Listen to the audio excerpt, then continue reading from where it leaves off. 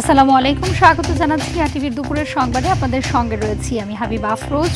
দাবি না মানা হলে আন্দোলন ঢাকা জুড়ে ছড়িয়ে পড়বে বলে হুঁশিয়ারি দিয়েছেন আন্দোলনকারীরা। তখন এর দায় জগন্নাথ বিশ্ববিদ্যালয়ে নেবে না বলে জানিয়েছেন শিক্ষক সমিতির সাধারণ সম্পাদক অধ্যাপক ডক্টর রইসউদ্দিন। রাজধানীর কাকরাইলে সড়ক অবরোধ করে শিক্ষক শিক্ষার্থীদের ওপর পুলিশের হামলার বিচার, আবাসন বাজেট বৃদ্ধি ও দ্বিতীয় ক্যাম্পাসের দাবিতে সমাবেশে তিনি এসব কথা বলেন। সরকারের সুস্পষ্ট নির্দেশনা না পাওয়া পর্যন্ত আন্দোলন চলবে বলেও জানান তিনি। দাবি আদায় না হলে জুমার নামাজের পরে গণ অনশন কর্মসূচির ঘোষণা দিয়েছেন শিক্ষক শিক্ষার্থীরা।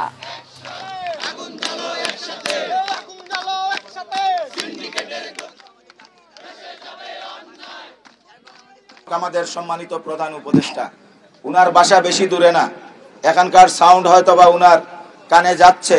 আমি অনুরোধ করছি, স্যার, আপনি আমাদের সবার মুরব্বী, আপনার সন্তানদের এই দুর্দশা, আপনি তো নোবেল বিজয়ী নাকি শান্তিতে, তো নোবেল বিজয়ী হলে অন্ততপক্ষে আপনি আপনার অভিভাবকের জায়গা থেকে ভূমিকাটুকু পালন করেন। এই যে আমাদের সাথে এরকম বৈষম্য, অন্যান্য ভার্সিটিতে যে পরিমাণ বাজেট, আমাদের কোনো এরকম বাজেট দিচ্ছে মাত্র ৮১,০০০ টাকা বাজেট দিচ্ছে। এই ঢাকার মধ্যে এরকম সবাই নিজের খরচে পরিবার থেকে টাকা এনে নিশ্চয়ই কেউ এখানে থাকা খুবই কষ্টকর, সেটা সবাই বুঝতে পারছে। দর্শক, এই মুহূর্তে রাজধানীর কাকরাইল থেকে যুক্ত হচ্ছেন সহকর্মী আলওয়ান খান। আলওয়ান, জানাবেন যে আন্দোলনের সবশেষ খবর কি রয়েছে এবং গণ অনশন কর্মসূচি এড়াতে সরকারের কোনো পদক্ষেপ রয়েছে কিনা?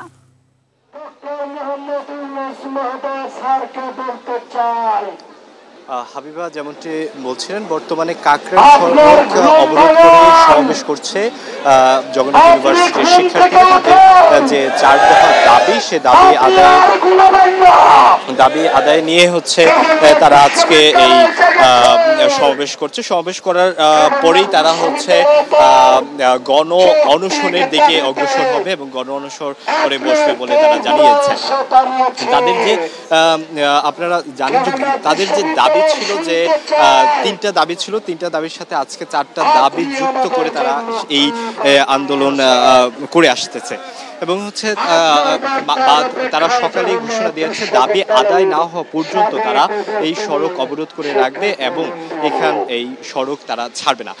তো যে বিষয়টা আমরা আরো একটা বিষয় দেখতে পাচ্ছি, তারা হচ্ছে জুমার পরপরই তারা এখানে একটি সমাবেশ করছে। সমাবেশের পরপরই তারা গণ অনশনে বসবে। অনশনের পরে অনশন ততক্ষণ পর্যন্ত চলবে বলে জানিয়েছে যতক্ষণ পর্যন্ত তাদের এই দাবিগুলো ইন্টারিম সরকার না মানে। এবং আরো একটা বিষয়, যে এখন পর্যন্ত কিন্তু দেশের বিভিন্ন অঞ্চল থেকে জবিয়ান যে শিক্ষার্থীরা আন্দোলনে যোগ দিচ্ছে এবং আন্দোলনে শরিক হয়ে তারা আন্দোলনকে আরো জোরালো করার চেষ্টা করছে। হাবিবা, এই ছিল সর্বশেষ কাকরাইল মোড় থেকে জবিয়ান শিক্ষার্থীদের যে আন্দোলন। জি, ধন্যবাদ আপনাকে। এদিকে সাম্য হত্যার সব আসামি গ্রেপ্তারে ৪৮ ঘন্টার সময় বেঁধে দিয়ে আন্দোলন স্থগিত করেছেন ঢাকা বিশ্ববিদ্যালয়ের শিক্ষক শিক্ষার্থীরা। ক্যাম্পাস থেকে বিক্ষোভ সমাবেশ করে শাহবাগ থানায় এসে এমন ঘোষণা দেন তারা। এ সময় থানা ঘেরাও করলে আসামিদের গ্রেপ্তারে শিক্ষার্থীদের সহযোগিতা চায় পুলিশ। বিশ্ববিদ্যালয়ের শিক্ষক অধ্যাপক ডক্টর মোহাম্মদ আলী জিন্না বলেন, খুনিদের গ্রেপ্তারে গড়িমসি করলে রোববার থেকে আবারও আন্দোলনে নামবেন তারা। ঢাকা বিশ্ববিদ্যালয়ের শিক্ষা ও গবেষণা ইনস্টিটিউটের মাস্টার্সের শিক্ষার্থী ও ছাত্রদল নেতা শাহরিয়ার আলম সাম্যকে ১৩ মে হত্যা করে দুর্বৃত্তরা।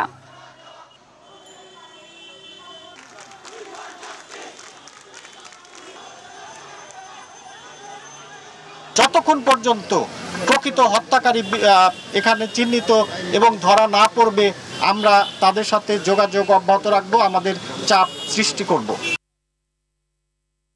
ডিসেম্বরের মধ্যে নির্বাচন চায় বিএনপি। এর বিরোধিতাকারীদের ভিন্ন মতলব রয়েছে বলে মনে করেন দলটির স্থায়ী কমিটির সদস্য নজরুল ইসলাম খান।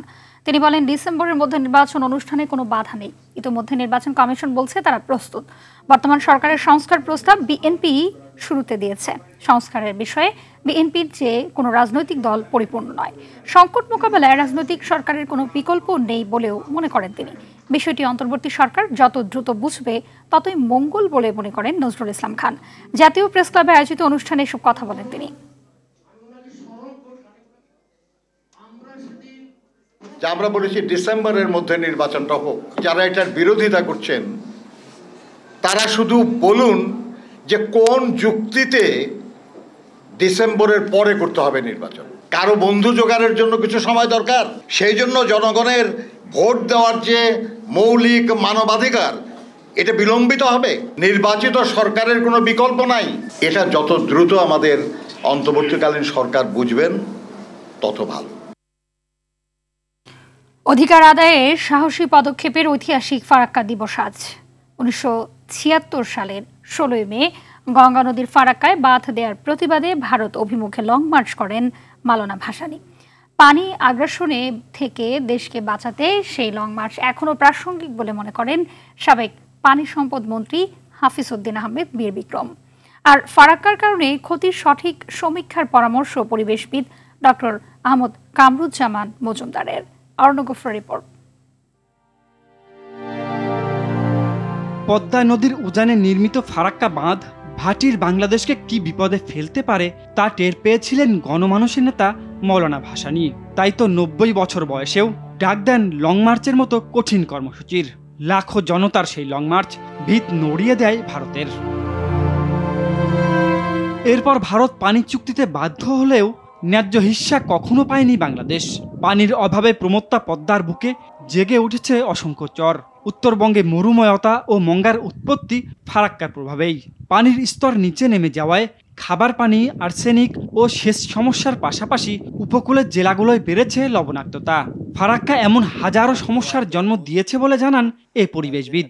25 থেকে 30টি জেলা সরাসরি এই ফারাক্কা বাঁধের পর্যাপ্ত বা ন্যায্য পানি না পাওয়ার কারণে এই জেলাগুলোর মানুষ সরাসরি ক্ষতিগ্রস্ত হচ্ছে এবং ইনডাইরেক্টলি অলমোস্ট সারা বাংলাদেশের মানুষের জীবনযাত্রা, তাদের পরিবেশ, এটার উপরে এই ফারাক্কার প্রভাবটা আসছে। কৃষকরা যখন ওই এলাকায় উৎপাদন করতে পারে না, তখন কৃষি নির্ভর যে শিল্প কারখানাগুলো রয়েছে, অন্যান্য অ্যাক্টিভিটিগুলো রয়েছে, সেগুলো থেকেও দূরে সরে আসতে হয়। ফলে বাংলাদেশের ইকোনমিতে ফারাক্কার নেগেটিভ ইম্প্যাক্ট প্রচুর। এটি নিয়ে আরও ইনডেপথ স্টাডি এবং তথ্যউপাত্ত গবেষণা করার প্রয়োজন রয়েছে। শুধু ফারাক্কা নয়, আন্তর্দেশীয় সবগুলো নদীতেই বাঁধ নির্মাণ করে নদীমাতৃক বাংলাদেশকে চেপে ধরে ভারত। এ প্রেক্ষিতে মাওলানা ভাসানীর মতো দূরদর্শী ও অধিকার সচেতন রাজনীতিবিদের অভাব বোধ করছেন এ বিএনপি নেতা। সে সময় তিনি যেভাবে সতর্কবাণী উচ্চারণ করেছিলেন সেটি আজ ফলে গিয়েছে। দেশের বিভিন্ন অঞ্চলে অনেকগুলো নদী হারিয়ে গিয়েছে ফারাক্কা এবং অন্যান্য বাঁধের কারণে। সুতরাং তার প্রাসঙ্গিকতা এখনও রয়েছে। এখনও বাংলাদেশের যখনই যে সরকার থাকুক তার বলিষ্ঠ কণ্ঠে প্রতিবাদ করতে হবে যে ভারতের এই পানি আগ্রাসনের হাত থেকে বাংলাদেশকে মুক্ত করতে হবে। প্রকৃতিকে বাধাগ্রস্ত করে মানুষের পক্ষে জয়ী হওয়া সম্ভব না বলে সতর্ক করেন পরিবেশবিদরা। অরণ্যগফুর, RTV, ঢাকা। বিচার, সংস্কার এবং নির্বাচন একসাথে চালিয়ে নিতে হবে। এই তিনটার মধ্যে বিরোধ সৃষ্টি করলে, সময় ক্ষেপণ করলে জনগণ তা মেনে নেবে না বলে হুঁশিয়ারি দিয়েছেন গণসংহতি আন্দোলনের প্রধান সমন্বয়কারী জোনায়েদ সাকিব। অন্তর্বর্তী সরকারকে রাজনৈতিক প্রতিপক্ষ হিসেবে দাঁড় করিয়ে নিজেদের মর্যাদা ক্ষুণ্ণ না করারও আহ্বান জানান তিনি। জাতীয় প্রেসক্লাবের সামনে ঐতিহাসিক ফারাক্কা লং মার্চের 50 বছর উপলক্ষে গণসংহতি আয়োজিত সমাবেশে তিনি এসব কথা বলেন। সাকি আরও বলেন, আগামীর বাংলাদেশে ভারতের আধিপত্য বিস্তার রোধে দরকার নতুন রাজনৈতিক বন্দোবস্ত। সেজন্য প্রয়োজন গণতান্ত্রিক শক্তি। এই তিনটা একসাথে চলতে হবে। এই তিনটার সাথে কেউ কোনো বিরোধ লাগিয়ে দিয়ে কোনো কিছু প্রলম্বিত করা জনগণ মানবে না। জনগণকে বিভক্ত করে তাদের মধ্যে অনৈক্য সৃষ্টি হয়, এই রকম তৎপরতা চালিয়ে নিজেদেরকে একটা রাজনৈতিক পক্ষ হিসেবে দাঁড় করিয়ে আপনারা আপনাদের মর্যাদা ক্ষুণ্ণ করবেন না। ব্রাহ্মণবাড়িয়ার বিজয়নগরে সীমান্ত দিয়ে 750 ভারতীয়কে বাংলাদেশে ঠেলে দেওয়ার চেষ্টা করেছে ভারতীয় সীমান্ত রক্ষী বাহিনী BSF। তবে বিজিবি ও স্থানীয় মানুষের কঠোর প্রতিরোধের মুখে তাদের সেই চেষ্টা ব্যর্থ হয়। বৃহস্পতিবার রাত 2টার দিকে বিজয়নগর উপজেলার সিঙ্গার বিল ইউনিয়নের সীমান্ত এলাকায় এই ঘটনা ঘটে। এর আগে বিজয়নগর সীমান্তে পুশ ইনের আশঙ্কায় টহল জোরদার করে বিজিবি। এ সময় স্থানীয়দের সতর্ক করতে মসজিদে মাইকিংও করা হয়।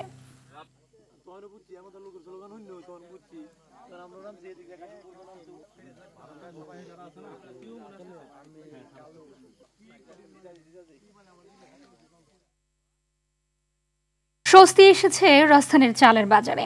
মানভেদে চালের দাম কেজি প্রতি কমেছে 5 থেকে 6 টাকা। সরবরাহ বাড়ায় কমেছে বেশিরভাগ সবজির দামও, এমনকি ইলিশেরও। বেশিরভাগ সবজি বিক্রি হচ্ছে 40 টাকা কেজি দরে। স্থিতিশীল রয়েছে মাংস ও মুরগির দাম। আরও জানাচ্ছেন জাকারিয়া খান। রাজধানীর কাউরান বাজারের চিত্র। অন্য বাজারের তুলনায় পণ্যের দাম যেখানে অনেকটাই কম। দাম তো ভালো, কম কম। কয়েক সপ্তাহ ধরে নিত্যপণ্যের বাজার চড়া থাকলেও এ সপ্তাহে দেখা গেল ভিন্ন চিত্র। সবজির দাম গেল সপ্তাহের তুলনায় বেশ কমে গেছে বলে জানান ক্রেতারা। এক পাল্লার ভেন্ডি নিলাম 100 টাকা, এর চেয়ে সস্তায় কি আর কিছু হয়? কাঁচামরিচের কেজি হচ্ছে 40 টাকা।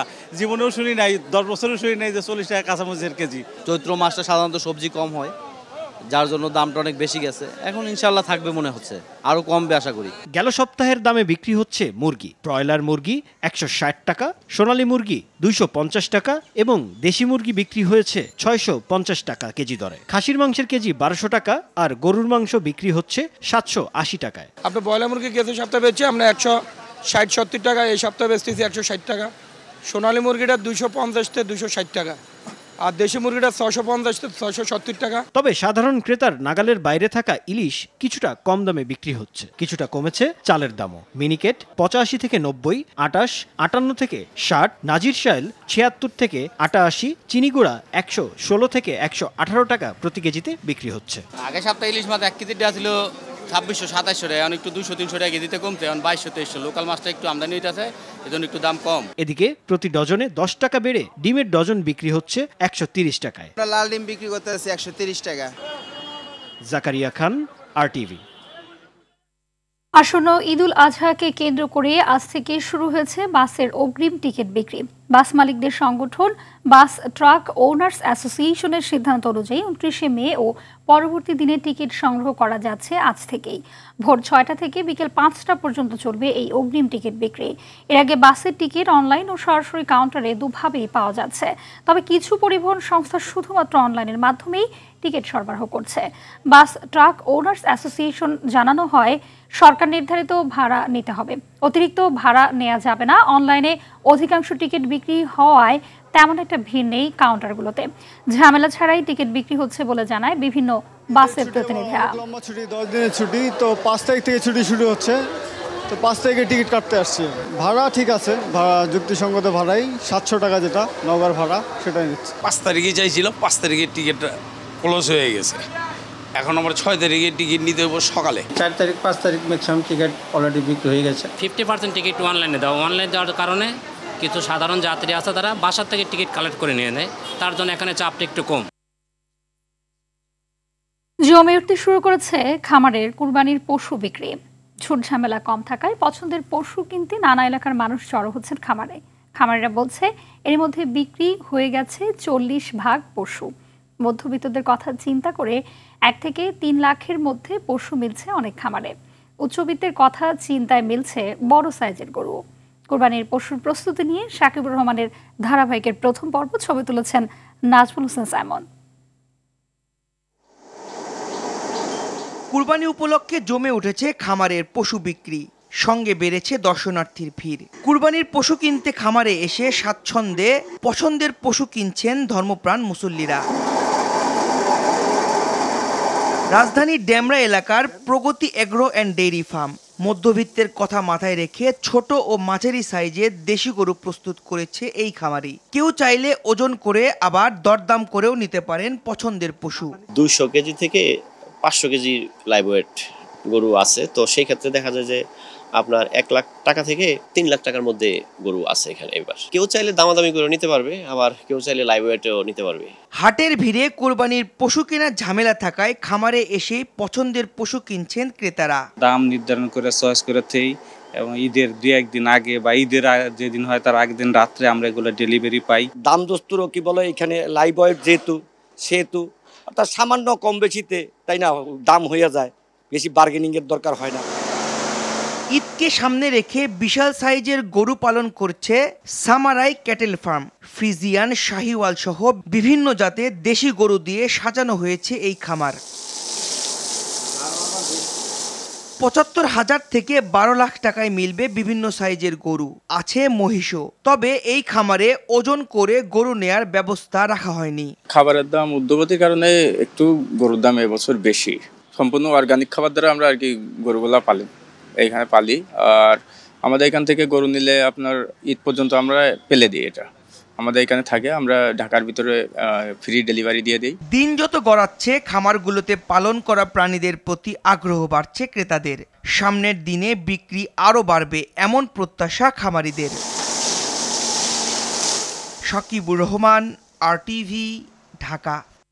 সাবেক বিচারপতি মরহুম আব্দুর রৌফ স্মরণে দি বারাকা ফাউন্ডেশন আয়োজনে জীবন লেখ্য ও দোয়া অনুষ্ঠিত হয়েছে। সকালে রাজধানীর বাংলা মোটরে বিয়াম অডিটোরিয়ামে এই স্মরণ সভার আয়োজন করা হয়। অনুষ্ঠানের প্রধান অতিথি ছিলেন বিশ্ববিদ্যালয় মঞ্জুরি কমিশনের chairman professor doctor Syed Mohammad Abul Faiz. এছাড়াও বিশেষ অতিথি ছিলেন বাংলাদেশ মেডিকেল ইউনিভার্সিটির vice chancellor professor doctor Shahinur Alam.